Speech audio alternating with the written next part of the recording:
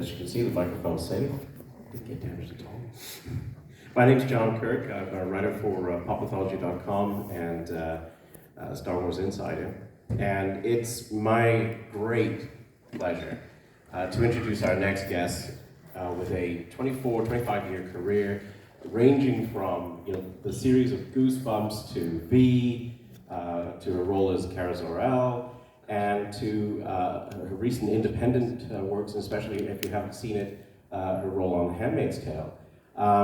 It's always great to introduce somebody from our own hometown, Toronto. Ladies and gentlemen, could you please put your hands together for Laura Vandervoort.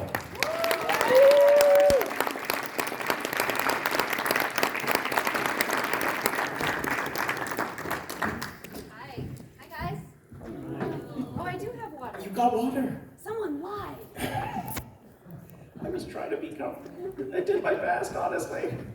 It's so great to have you here. I mean, personally, I'm excited, of course, but can we go back to the beginning? Can we go back? What tells a 13-year-old that this is the career that you want for the rest of your life?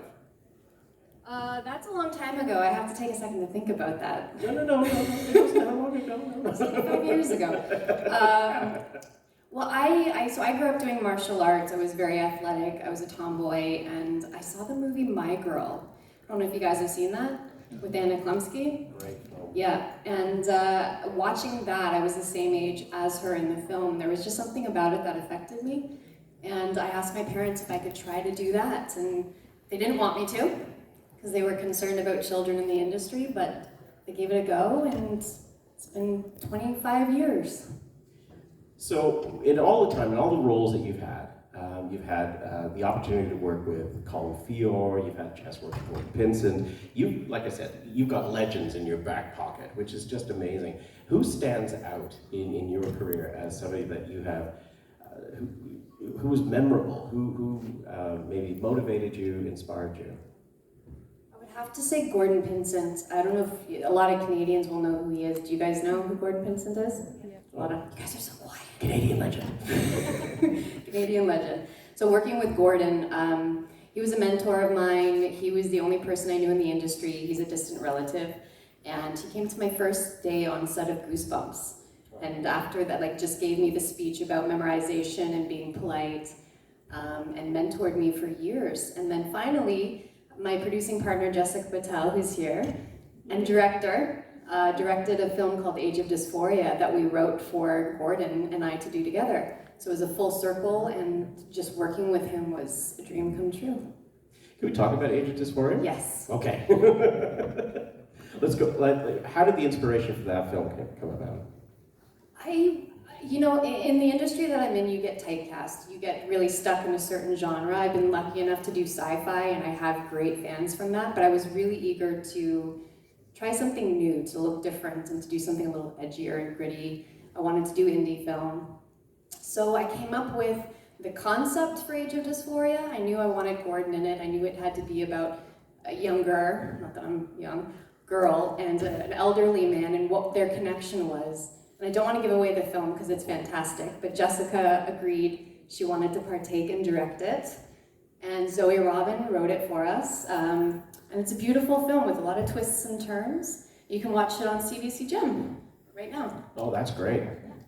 That was your first debut as a producer as well. So how do you transition from wearing the hat of an actor to producer, director, writer? How do you go through those changes? I kind of started producing a little bit before Age of Dysphoria. I did a film called Unspeakable with another female director named Melina Govich, which it's just, I love supporting other female filmmakers, and producing was a way for me to get involved in films that I really loved the stories of. So it was a weird transition. Having been on the other side of the camera for so long, but finally having a say and control, I quite liked. So I wanted to continue doing that. So I'm going to continue to develop other projects, and just directed my first film as well. So that's cool. Can you tease us with a little bit of Unspeakable? Of Unspeakable? Would you mind? Or My Soul to Take? Both. I'll talk about My Soul to Take. Okay, let's do it. My Soul to Take is a film that Jess and I also, this is my world right here. I directed for the first time, wrote the script, produced it. We raised the money for it on Indiegogo. And we have Colin Fior, Jenny Raven, Rainbows and Frakes, like a really great cast.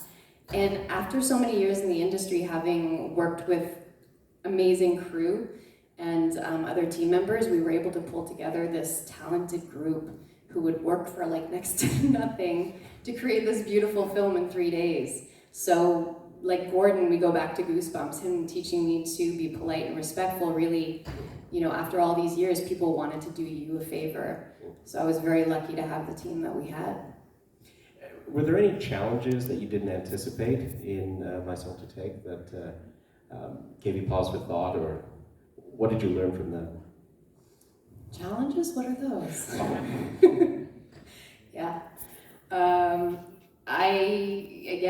Even when you prep for a film, I had a lot of people kind of guiding me along the way, but even though it was a short film, the amount of prep that you do is the same amount of prep as like a full-length feature. So even though we shot for 3 days for a lower budget, the amount of prep that goes into it is just mind-blowing. Like, I have so much respect for producers and directors now, having seen what you go through to just get a film made. And even when it's done, after post-production, like, we're doing a lot of film festival submissions, and that's been a learning curve for me as well, because technology and I don't like each other. What's it like working with Colin Fior? Like, I can only imagine. I mean, there's a few of us in this room that have had a chance to work with him. He's incredible. He just morphs into any character. In my film, he plays 2 different characters, essentially one character in 2 different forms. Wow. And they're so drastic, and just watching him do that, and to direct him like that was, I never would have expected to direct someone of his caliber my first time around, but he was gracious enough to partake.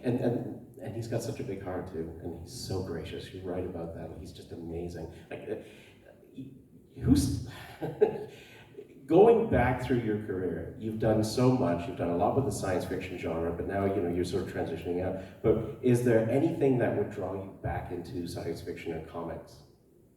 I mean, it's been really good to you. But, it has, yeah. No, grateful for it. I definitely am not opposed to it. Just nothing has come up since that's been intriguing enough, I would say.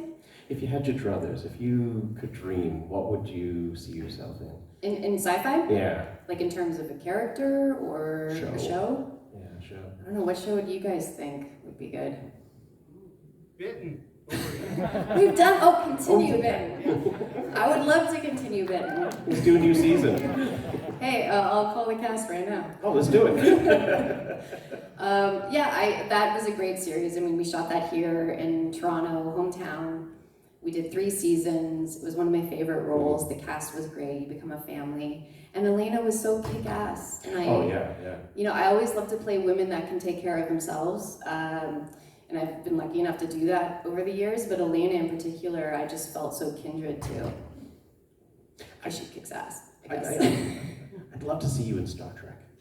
I would love to do Star Trek. You would be amazing in that. But would you play like a Federation, or would you play like an alien? What do you think? I mean, I did play, I call her Mystique. It was a knockoff of Mystique. Right. Indigo on Supergirl. So I feel like I've played the alien thing. There you go. Also, Kara on Smallville was an alien. So was Lisa on V. So I don't think I'd want to do another alien, but Federation security officer. Sure. But honestly, I would just love to be a part of Star Trek. So I would do any of that. That would be amazing. Okay, now in terms of, before we turn it over to the fans for questions, is there a fan moment that stands out for you that you reach back to, or just stays with you? Yeah, I think we talked about this earlier. There's weird ones, and then there's like obviously the ones that are more heartwarming. So I'm not sure which one you guys want. Should we go to the audience? Who says we're weird? Are there children here? Yeah. Just yours. mine. Earmuffs. She can take it. Her mom's Irish. Okay. So I did a series called V in Vancouver with Marina Baccarin, Elizabeth Mitchell, Scott Wolf, Morris Chestnut. And I was the young one in the group, and and Marina likes to play pranks. So we would get fan mail in our trailer, and I got one, I don't know how to talk about it. I got one that had a Ziploc bag in it with white cream, and she wrote on it, "I'm your biggest fan, have my babies." And I like went screaming out of the trailer, and they were all standing outside of my trailer laughing because they knew that they had planted that. And you know, you have other interesting encounters. My first Comic-Con was San Diego Comic-Con when they introduced me as Supergirl. And the first fan I met in that line pulled up his pant leg and had my face tattooed on his calf. And that was my first encounter with like what it is to be in this world. And I didn't know if the appropriate response would be like high five or like run the other way. But that was pretty cool. Yeah. But we do, you know, we get a chance to meet fans who, especially the cast of Smallville, who say that Smallville really affected them growing up, or in some cases even saved their lives, like it made them feel like they belonged. So we do have really great fans that we see at most conventions, and we know them by name, and they always support us because they feel like we're family. So that's always a nice thing. Let's hear it for the fans. So at this point, should we take questions from the audience? Yeah, are there any? Oh, we have one, yes. Oh wow, look at that, there we go. Think about your questions, because this could get awkward if there aren't any. I'm gonna have to grow my glasses so I can see. Do we need, I guess we can hear you. Obviously you're on Smallville, you know what I mean? That's really not rocket science. But what was one of your most fondest memories you actually shared on the set? Because obviously you're on it for a while, you must have had phenomenal memories doing that show. I think rockets were involved though. Rockets? Were there rockets in Smallville? No. Just meteors. No. So the question is generally just any fond memories from the set of Smallville? Yeah.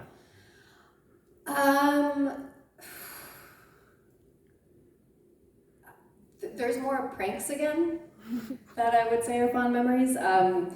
I was a fan of Smallville, so joining the cast, it would be like if one of you got to come to the show and be a character, I was gonna lose my mind.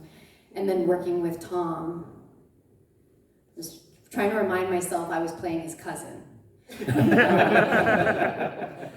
But everyone was really gracious when I joined and kind to me. One of the ongoing things with Supergirl and Superman, or Clark and Kara, was that I could fly and he couldn't, and I know a lot of the fans wanted to see him flying. So we had a scene where I'm teaching him how to fly in the loft, and the barn doors are open and we're up high. And in this scene, I'm supposed to give him a little shove, and then he turns around and says, "I'm not ready," and walks off. So we did a couple takes of that. But unbeknownst to me, Tom had talked to the stunt team, and for the last take, I shoved him and he fell out the barn door, like 3 floors down. I didn't see that they had put a gurney down there, a safety mat. And he just, I was like, I'm gonna be fired. I just killed Superman. And I looked down and he gave me the finger and everyone was laughing. So like, I'm usually the punt of all the jokes, it seems, on all the sets.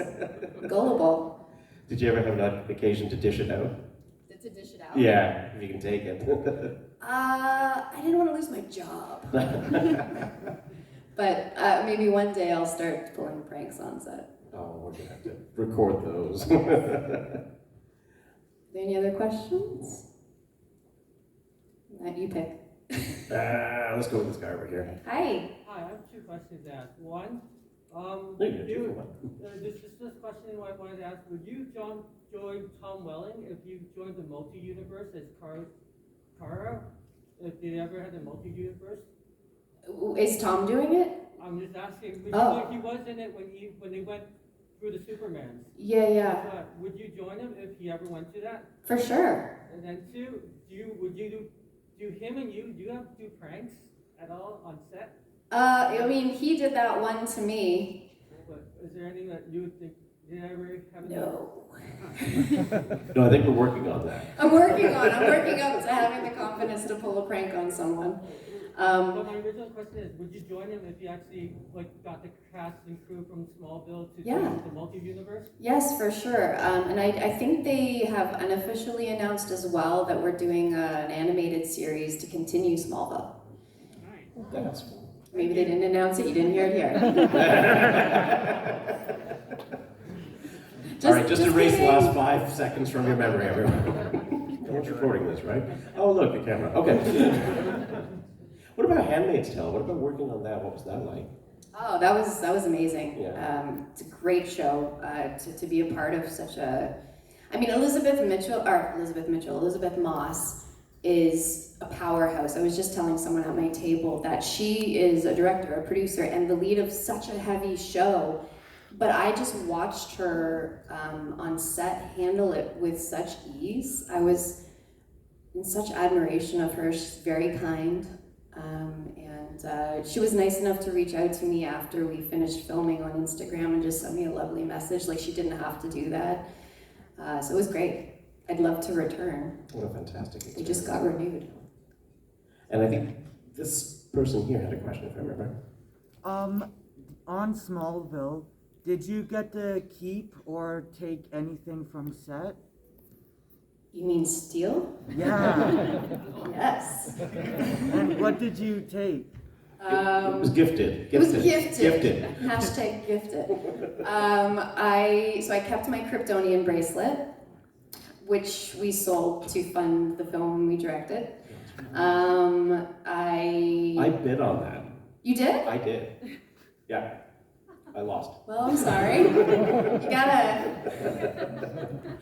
I took a bunch of stuff. I actually took more from my series Bitten. I took a lot from Bitten, like couches and beds. They noticed. Who needs IKEA? Get it down. Who needs IKEA? Yeah. But it is, at the end of a series, they kind of expect that actors become kleptos a little bit because it's memory for us. I do wish that I had worn the Supergirl costume, the full, I never got that opportunity. And that's because I was playing her before she became Supergirl. But when I did the Supergirl series, I did go into the wardrobe trailer and hold the cape just for a second, just to feel the weight of it. I would have stolen that, but they would have noticed. You should post that. If you got a photo of that, that should be posted. Oh. There's a question right here. So what's one thing you learned about yourself after being an amazing actress after all these years? That's deep. One thing I've learned about myself. 2 or 3, doesn't matter. We've got time. I don't know if there's 3 things. That's a. Yeah, you're putting us to shame here, Yeah. but that was good. That was really That's a good. great question. Oh, is that for me? Is that Martin Scorsese? With the animated series. Yeah, I gotta take the call. The animated series. I would say that I've always doubted myself. I always think they're gonna figure out I'm a fraud. I think a lot of actors feel that way. So over the years, I think I've discovered that I can handle the things that scare me. It's getting used to going through the process to eventually at my age go, you know what, I did all of that and the world didn't end. I got through it and so I'm trusting myself more and finding my voice. That's something I didn't have even back on Smallville. Didn't have a voice. You did have a voice. Yeah. Had I wouldn't have worn some of the outfits I wore. But it is nice now to know exactly who I am and what I stand for and trying to stay true and steadfast to that. So the opposite of that then, what do you think is your greatest triumph? What do you think is your greatest achievement? Is my career over now? No.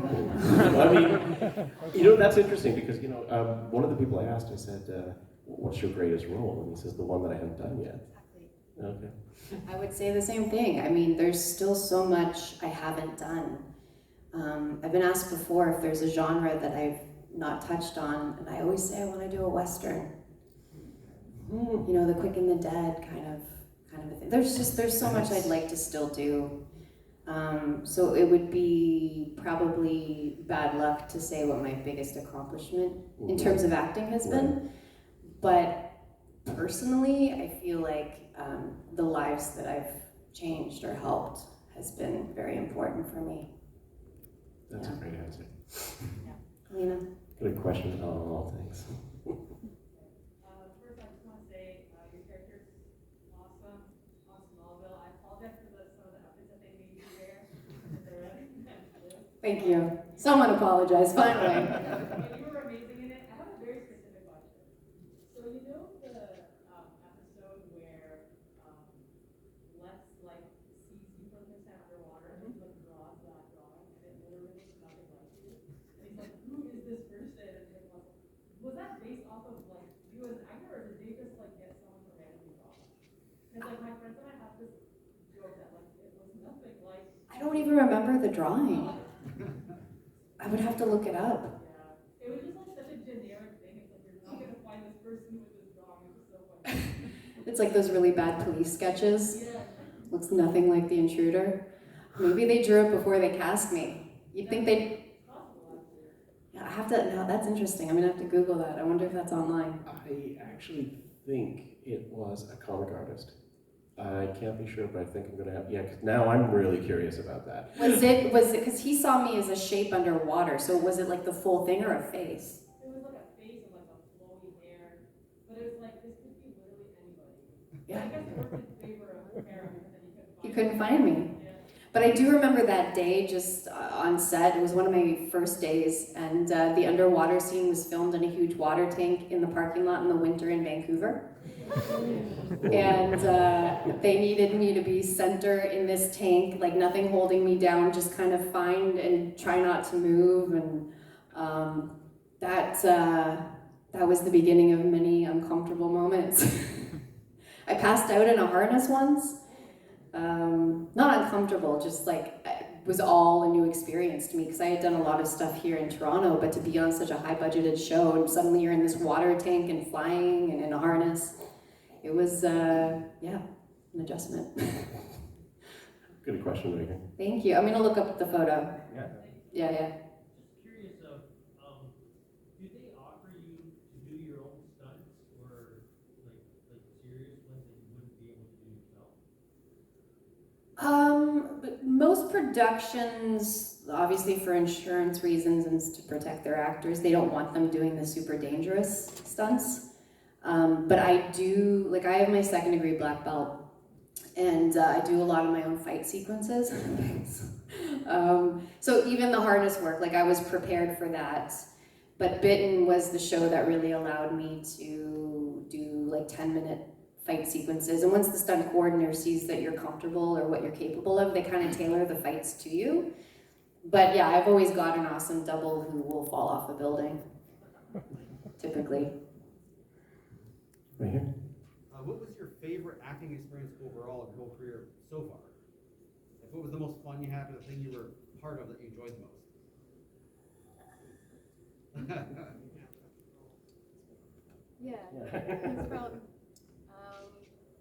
It's from, That's a difficult question because it's like choosing your favorite child. You know you have one, but you can't say it out loud. In terms of experiences, I will say doing probably Age of Dysphoria and My Soul to Take, just because those were passion projects and meant a lot to me. Because you'll take on roles and you have fun and it's great, but you go home and you're like, okay, I did my day. But when you do passion projects, you're just constantly thinking about it, and it's something you can be proud of long term. And Bitten, just as a series, as an experience entirely for 3 seasons with the family that I had there, was the best, probably, series experience. Thank you. Oh. They're coming from all directions. Go for it. Hero or villain, do you prefer? Villain. They have more fun. When you're a hero, you're in a box. When you're a villain, you can get weird. Right? It's always feels good to be the bad guy. I'm making it awkward. Did you see one over here? Yes, this guy back there. Oh, you're good. Can you comment about your experience on the show V? And what actually happened with the show? You tell me, I don't know. So the question was about the series V. We did one season, it was a remake of the original series V from the 80s. We had Scott Wolf, Marina Baccarin, I spoke about that earlier. I don't know. You can ask any of the cast. The ratings were great. It was on ABC. Everything was going really well. People were very excited about it. The special effects were out of this world, no pun intended. Well, it was intended. But we got canceled. I remember in one day we got a call that we were renewed. And then a couple hours later we got a call saying actually it's going to be a mini series to wrap it up. And then by the end of the day, we were canceled. So we didn't get to tie anything up, and my character was just getting interesting. I was playing my evil twin. I had just eaten my boyfriend, as you do. And she was gonna just take over the world, and never got to see where that would have gone. You were great on that, by the way. Thank you, buddy, I appreciate it.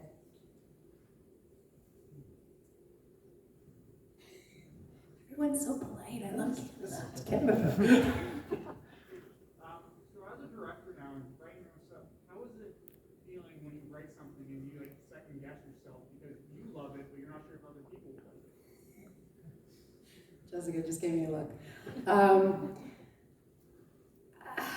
How do I feel if people second guess it? No, like you're writing something, Yeah. you really like it, but then having that kind of sense of like, well, other people like it, and you start second guessing and going back to it. Right, I think that's normal. I think that's a part of the process.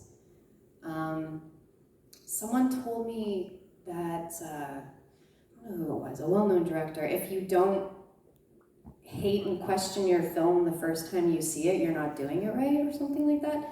And I think that's just, again, a part of the process. I've only written one thing, I've only directed one thing, but seeing that on the screen, like we had a little screening in London for it, a special screening, and that was terrifying because it felt like my brain on the screen, and that's very personal. So I was worried about people's reactions to it. But again, you just have to kind of block that out. I mean, I second guess myself every day about everything. That's just being a human. But if you just do the follow through and you get it done, you just let it go, that's all you can do. Does that make sense? Well, yeah, you're putting yourself out there. Yeah, you're putting yourself out there. But it's worth it. I just feel like sometimes I have to explain it more than I'd like to. If someone doesn't quite get what I'm trying to say with the film. But I think there was a question there. Oh, congratulations on My Soul to Take. Thank you. Is that, will it be like streaming or something in the future? Or like maybe an Indiegogo digital package or something? Yeah, we think it's a great question. We did, when we were raising the money for it, there was a tier where people could get a digital screener and watch the film. So as soon as we're done the film festival circuit, we're going to be sending it out to those people. And I think if you follow our Instagram page, it's at My Soul to Take Film. We're going to be announcing some festivals soon. So hopefully you guys can attend. And if you can't, I think when the festival circuit's done, we're going to have to discuss what the plan is moving forward. Like Age of Dysphoria, we got on CBC Gem, so people could watch it. Part of me wants My Soul to Take to become like a Black Mirror episode. If you guys watch that, gives you an idea of what the movie's about. But otherwise, I'd just find a way to make it available for everyone to watch. So we'll let you know. But if you follow at My Soul to Take Film, we'll have everything there so you know. Yeah, thank you. Great question. What is your worst role besides Smallville? Worst? Role. Yeah. Worst role? Yeah. I think you were pretty good as well, no? You mean like as in terms of experience? Experience, yeah. Oh, okay. I was like, I'm a girl. Worst experience? Probably shouldn't say. Because people record things. Let's go back and watch everything she's done, and you be the guess. judge. I mean, there's definitely projects you do where you're like, I hope no one saw that, or I shouldn't have done it. But that's a part of your journey. If you don't do that, you wouldn't have learned your lesson, and you can't ever regret things in life. You can only learn from them. Working on Jigsaw as slasher, there's a challenge right there. What was that like?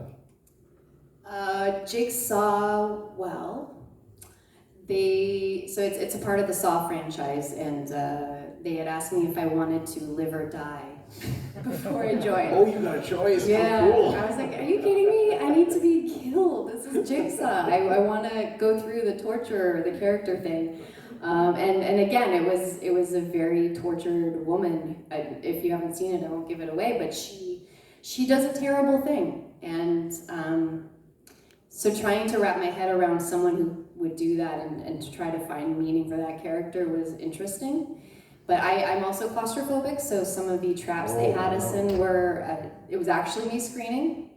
And I have a scar from one of the scenes as well, like a scene where I'm supposed to be screaming. I actually was, because a bolt went through my arm. And oh my God. Yeah. Hi, welcome. Danger pay. Yeah. But again, it's part of the journey. We've all got scars internally and externally. Hopefully you got a raise. Is that? I said hopefully you got a raise for that. No. I got a Band-Aid. And a tetanus shot. So. Was it one of the cute Band-Aids with the, or was it? Ironically, they gave me a Superman Band-Aid. I don't think they realized what that was. So, yeah. So, big fan of Bitten. I love your shirt. Oh, thank you. Yes, we can slay it. Yeah. Love it. I'm Buffy Rosie the Riveter.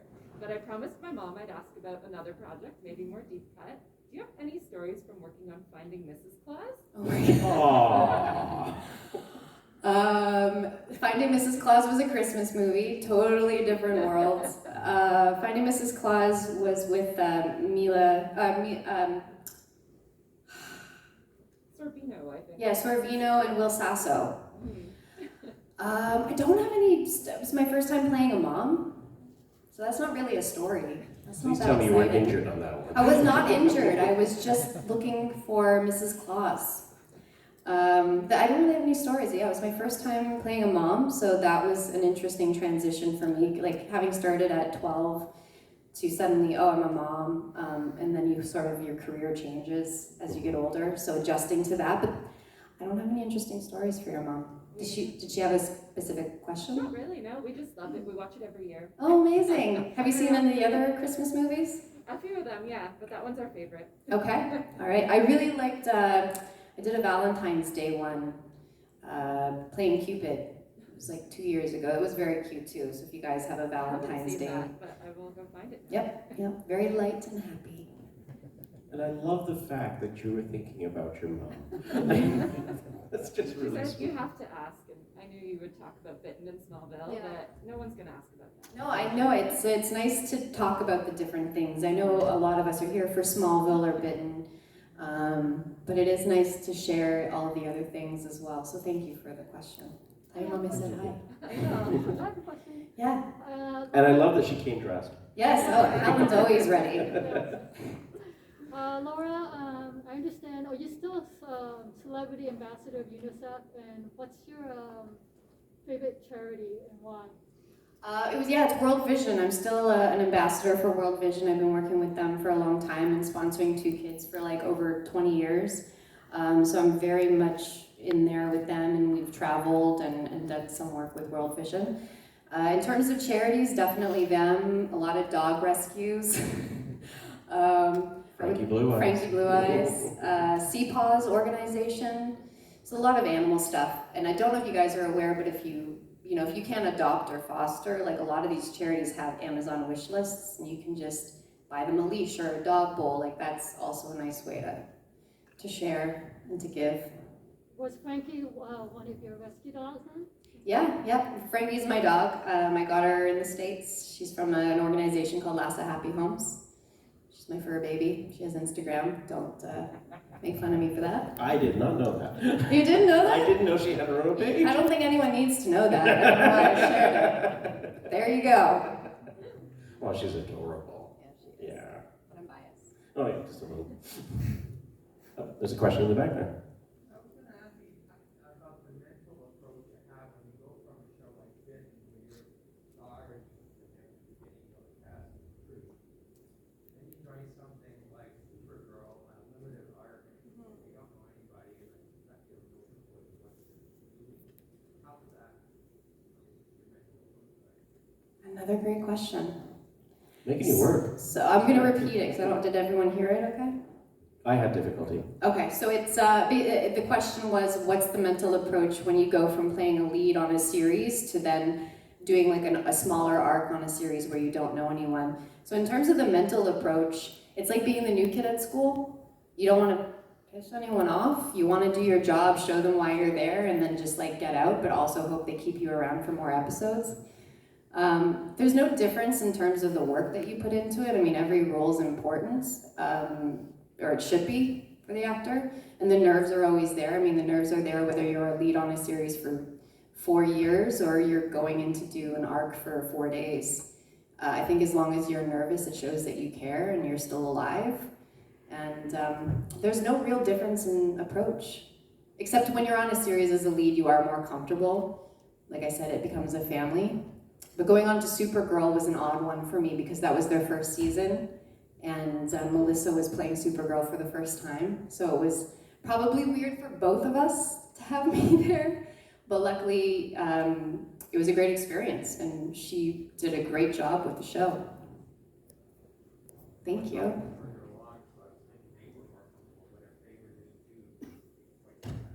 Sorry, I didn't hear that. Sorry, I didn't realize it was that early in that show.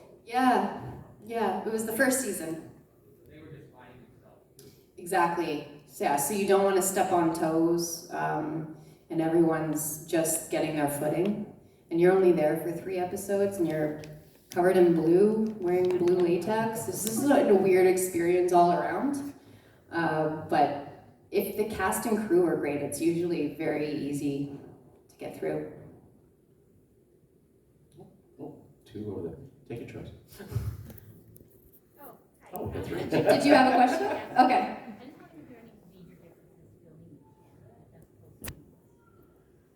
So major differences filming in Canada or the US? Yeah.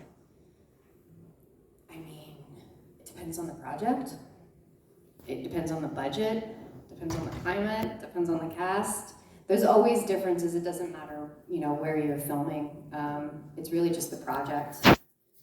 For me, it's always nice to be in Canada because you end up mostly knowing most of the crew that you're working with after so long. But I did get to shoot a series in South Africa, which was just to travel and to be able to do what I do for a living and love and see the world was a nice combination. But yeah, sorry, it's sort of like difficult to say there's a difference between, I think there's a stigma about Canadian work versus American work, which isn't accurate. I think it's the people involved that make the project, Thank you. In the presence of Tim Hortons on set. Tim Horton. You gotta have Timmy's. I think there were 2 questions back there, yeah. After playing Kara in Smallville, how do you feel playing the villain again for Supergirl? It's great. That was another situation where the producer had met me at an event and he said, we're doing a Supergirl series, will you join us and give like the nod of approval like they do with the DC shows? And I said, well, first of all, I'm glad she's finally getting a series. Like, this has been a long time coming. And I said, I would love to, but if I'm on that show, I would like to be a villain and look different. So they came up with Indigo. So that's how but it was a bit odd. Like, when I first got the script, I was highlighting Kara's lines. So it was an adjustment. And then having a fight scene with her, also, I felt like I was like sacrilegious. I should not be hurting Supergirl, but it was great. Yeah. Let's Smallville again. You said one time when you joined the Lakers, you felt a little bit intimidated because the cast was already kind of melded together, but they welcomed you in pretty well. Did you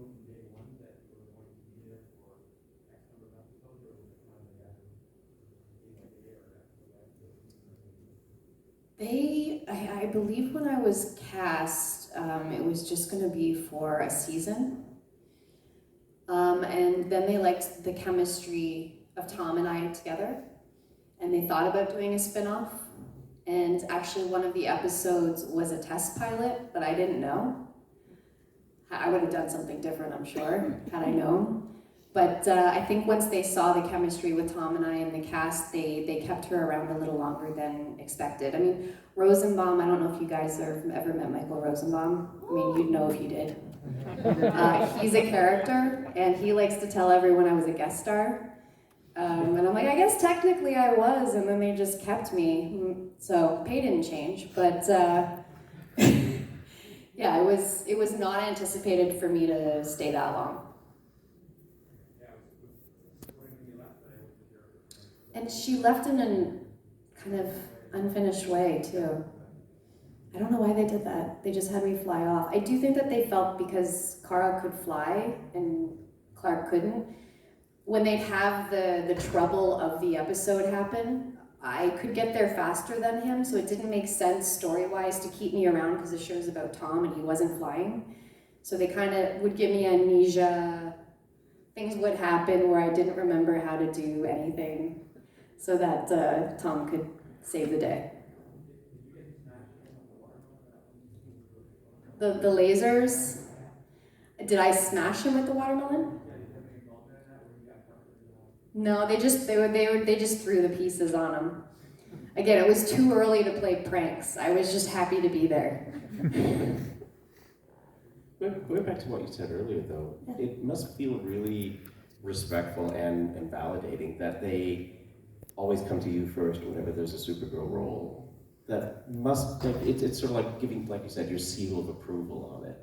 That's got to be rewarding. I mean, they didn't come to me for the new Supergirl series, like, to play her, which I totally respect and understand. They didn't want to sort of mesh the two worlds together. They wanted to start fresh. But yeah, it's great that I'm even aligned with such an iconic, powerful female character and superhero, that my name's kind of always attached in the sentence when they talk about her, who's played her. I mean, you have Helen Slater in '84, and then I was the first TV one. And now we have Melissa, and I hope it continues. I hope we can see more and more of these characters. It's quite the gallery. Yeah. It's like a little pantheon. I think we need to get all of us in the same room to talk about playing the character and our different experiences. That's a panel I would pay for, definitely. I think so. Yeah. I think there was another question back there. I was just wondering, if you had an actor or actress in something upcoming, who would be one person you'd really like to work with? I mean, Meryl Streep. Oh, I've heard of her. She's good. Yeah, I think she's pretty known. I think. Up there, I mean, again, it's like there's so many things I want to do. There's so many actors I want to work with. I just want to continue to do this. That's all I ask for. You know, if I'm lucky enough to work with Meryl, great. Probably not gonna happen. But I've worked with actors who I never thought I'd work with 5 years ago, and so you never know what's around the corner who you're going to be working with. I mean, I worked with Mark Wahlberg and Joseph Gordon-Levitt and Jeff Daniels and these people that I never thought in my right mind I would be on screen with. So I'm hoping that continues. Thank you. Stop there. Don't stop there? Stop there. Oh, a stuffed bear, yes, Ted, yes. Never thought I'd be talking to a talking bear, that's true. That's true, yeah. Couple right there. So last year, Smallville hit the 20-year anniversary, so congrats to that. Thanks. 3 years ago, when they did the 5-part Crisis on Infinite Earths, we got to see Tom Welling and Eric Durant part of the world. Did they approach you two, or that's a big shame, huge loss? Yeah, they didn't approach. I don't think they approached Michael or I. Has Michael said if they did? I don't know. The internet says like they were kind of vague about what Yeah. Michael's gonna be doing. Is he playing the Flash or like Luthor? Yeah. And he was like had family issues, but that's what the internet Okay. said. Yeah, the internet lies. Don't know if you guys are aware. Said he didn't have a script. He didn't have a script? Yeah, that's another Doing part. podcast, he didn't have a script. Oh. Yeah, I don't know what the rumors are, but I didn't hear from them about it, so I would have definitely been a part of it. I think we've got time for a couple more questions. I got one more, Laura. Oh, hold on, there's new people back here. One, sorry? Which Marvel character would you like to see? Which Marvel character? Oh. What do you think I should play? Sue Storm. Sue Storm? I think Fantastic Four. Mary Jane. Black Widow. I played Mary Jane, but a video game. Black Widow? Yeah. That would be rad. Gwen Stacy, Oh no, she does. like an older one. Gwen Stacy. Peter Parker's first girlfriend. New girlfriend? First. Oh, first. Before Mary Jane. Before Mary Jane. Oh, Before the toxic one. okay. Guys, I'm learning so much. You didn't realize it was going to be one of those I sessions. know. I've always been in love with Catwoman. That, Michelle Pfeiffer, whatever, but The yeah. Black Cat. Yeah. That would be a good one. Yes. Anyway, Hey, moving lots on. of characters. I would be honored. I think there was another one back. Right there. Who's the biggest practical joker on any set that you've worked with, and do you give as good as you get? Well, I think we're working on the. We're working the on giving, the giving. Rosenbaum, There you go. because he's 12. But we love him for it. Yeah. I think there was one. Yeah, Laura, one more. There was a great script coming, and it was a comedy series, and you were the lead actress for. Would you be considered doing a comedy show? Oh yeah, 100%. I'd love to. But my humor is dry, That would be so fun. Yeah. sitcoms don't really do dry. But I would love to. Another thing I'd like to do. Because you've done a lot of sci-fis and Yeah. drama, but I think you'd be great in a comedy because when Thanks. you were in Smallville, you didn't even really have to do anything. Just the expression on Tom's face when he got annoyed by you. You need to. There's a new superpower. I'm being annoying. Make people react. Her character was annoying. Clark. Yeah. It was great. Oh, You didn't have to thank say you. anything, and it was funny. So I think Laura would be great in a comedy series, like because you've done so many sci-fi and drama. I think it'd be neat if you did a comedy. Well, you go tell the world. I'm ready. It's hard to break out of a certain thing when people see you a certain way. And like that's why I said we're trying to develop and do other things just to kind of pivot a little bit. But thank you.